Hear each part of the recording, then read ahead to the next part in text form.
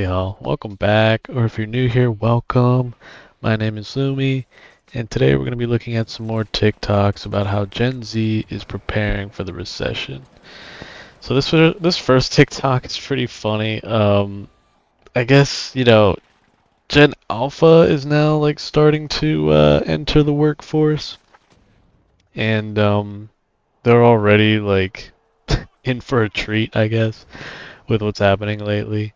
Um, Gen Z, obviously, uh, they've been in the workforce now for a little bit, and they had COVID-19 and just all this other stuff, with cost of living and things like that. It hasn't been a very strong economy for I would say, a few years. It bounced back a bit. I'd say in the past like 2, 3 years, or maybe like 2 years. I mean, the economy was really strong right before Trump got elected, because he started going crazy with all this like foreign policy stuff. Um, but yeah, no, it's like it's funny to see how each generation gets a taste of reality uh, when they enter the workforce. Millennials they've been around the block for a while now. I think the oldest millennials are like in their 40s now, and yeah, they've seen quite a bit. This will be, I think, their second recession, which is kind of crazy to think about. Obviously the first one, 2008, that was a major one. That was pretty scary. That's one I lived through, and you know, my parents lost their jobs, and it was it was pretty rough. There was a lot of uncertainty in the air. We didn't know if like we'd have to change schools, if we'd have to move. Like it was pretty scary times. Um, this stuff is very real. It's not easy to go through. It's not fun. And it doesn't just affect Gen Z, it affects everyone. I'm not trying to just say like, oh, it's Gen Z, like put the spotlight on them. No, no, this is something that affects us all. I just think I think it's just tragic for Gen Z and Gen Alpha because like they're sort of just getting started with all this stuff, like with adulting in real life. And it's not easy, right? Like right out the gate, they're already met with adversity, with struggle. Like these things shouldn't be so difficult. Like I'm a big believer if like you want to work, right? If you want to work for a living, if you want to put in the effort, go to school, like you should be rewarded for that, That shows that you are taking initiative, you're trying to be a productive person, you're trying to better society, um, be a productive member of society. Like that benefits not just you, but everyone, right? Society doesn't work if we're all just out here doing our own thing and not doing what we're good at, right? Not putting back, right? Um, so I personally think it's hard to swallow that hard truth where it's like, you've got people here who went to school, they're educated, they're bright, and they want to work, and they're being told no. Like I personally am having that current issue. Like I'm trying to find a job, but there's no work. No one is hiring. Like it's really scary. Like I don't know where I'm gonna get my next check. Like I'm basically just living off of my savings at this point.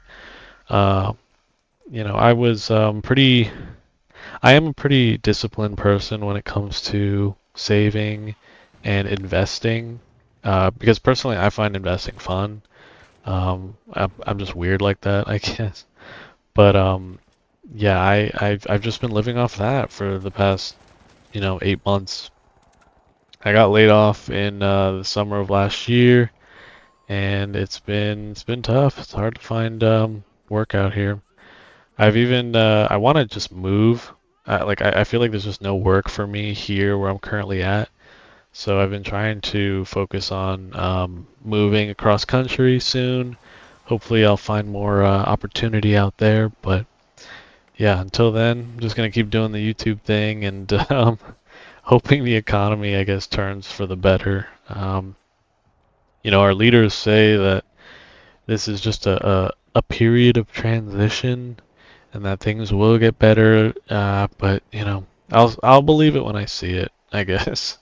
Until then, I'm just gonna tighten my belt, brace for the worst, and ride out the turbulence. So 42% of Gen Z have a diagnosed mental health condition.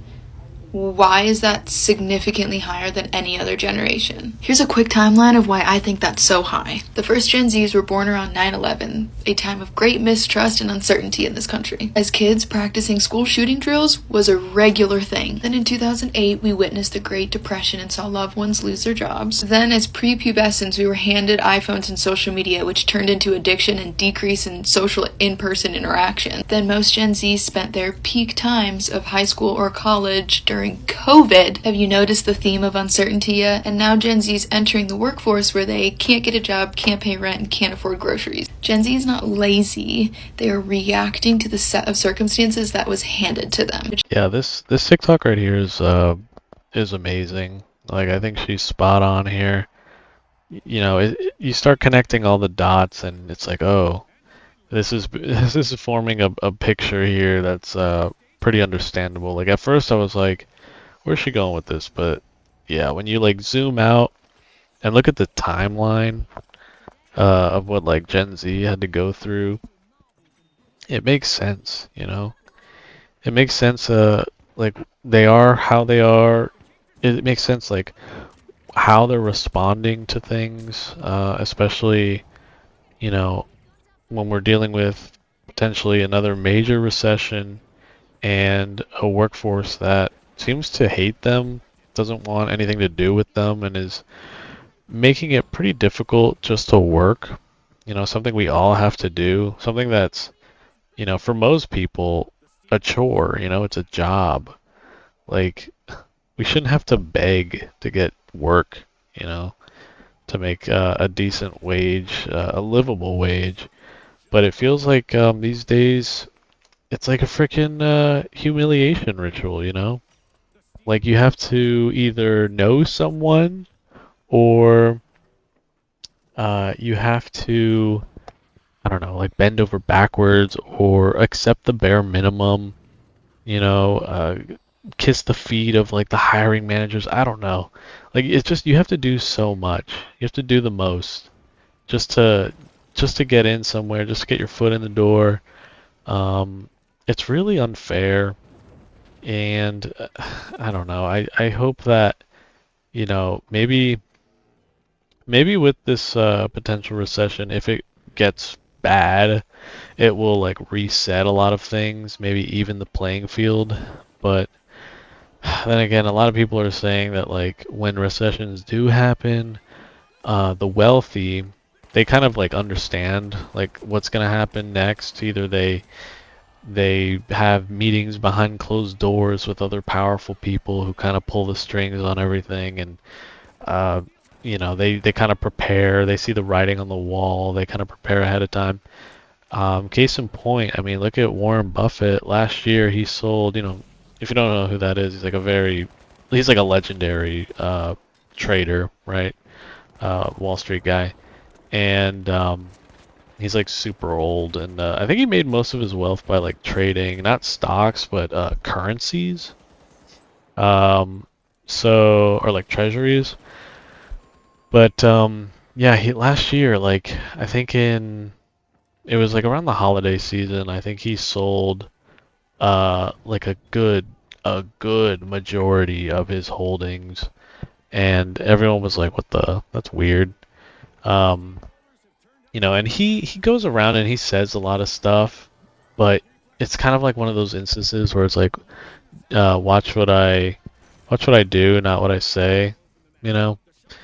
And lo and behold, look where we are now with like the tariff situation and the stock market. So I think he knew that like Trump had a pretty good chance of winning, and maybe he read through like Project 2025 and he saw the writing on the wall, like, oh, he wants to. I mean, I don't know. Correct me if I'm wrong here, but has anyone read Project 2025, like, or have like an in-depth analysis of it, or understanding of it? Like, did they mention tariffs? I think they did, because when the election was happening, I remember people were saying like, "Oh, I'm voting for Trump for the economy," but people were warning them, "Well, he wants to implement tariffs." So, I think that was in Project 2025. So, um, I think there's even a clip of Warren Buffett saying that tariffs are usually really bad. Like, you look at history, and whenever there's aggressive tariffs, it's usually also in a time of like war or uncertainty. Usually, it like negatively affects the stock market, like across the board. Um, so yeah, I'm pretty sure he probably just like him and his team. These guys have like teams of people and staff that like do all the heavy lifting and analysis, and they were probably like, yeah, no, this is if you want to minimize your risk, do this now. You might want to sell now while you're and take profits while it's high, before the uncertainty hits. Because that's one thing the stock market hates, it's uncertainty. A new study shows Gen Zers have some finance problems, starting out with more credit card debt than previous generations. And to make matters worse, credit reporting agency TransUnion found people in their early 20s are earning less compared to what their millennial counterparts made 10 years ago. Gen Zers are also experiencing higher delinquency rates than millennials did at their age. And the report points to higher borrowing rates driven by inflation. Yeah, when you listen to these facts, you're like, oh man, this is not good. Here's another thing. Like, I heard that, and you've probably heard this as well. It's kind of common at this point, but I keep hearing that Gen Z is the first. It's either Gen Z or or millennials. I think it might have started with millennials, but they're the first generation to ever be worse off than their parents. Let that sink in. Like, that is unheard of in the history of this country. Like, every generation has, had it a little bit better than the previous. That is like a great measure of like where we're heading as a country, uh, how the country is taking care of its people, how the society is functioning. Like, something is clearly wrong. Like, there's something wrong somewhere, that needs correcting, and it needs to happen soon because things are not looking good. But anyway, guys, this one's getting kind of long. I think I'm going to wrap it up here. I hope you enjoyed. If you did, please give me a thumbs up below. If you dislike it, dislike it. Let me know in the comments down below what you think. Are you guys struggling right now? Because I know I am. Like, it's rough out here. Let me know what you've been doing to prepare for the recession coming up, if it does indeed happen. But yeah, I'd love to hear your thoughts in the comments. And anyway, as always, if you enjoy this sort of content, consider subscribing. It helps me and the channel go a long way. But anyway, guys, I will catch you in the next one. Later.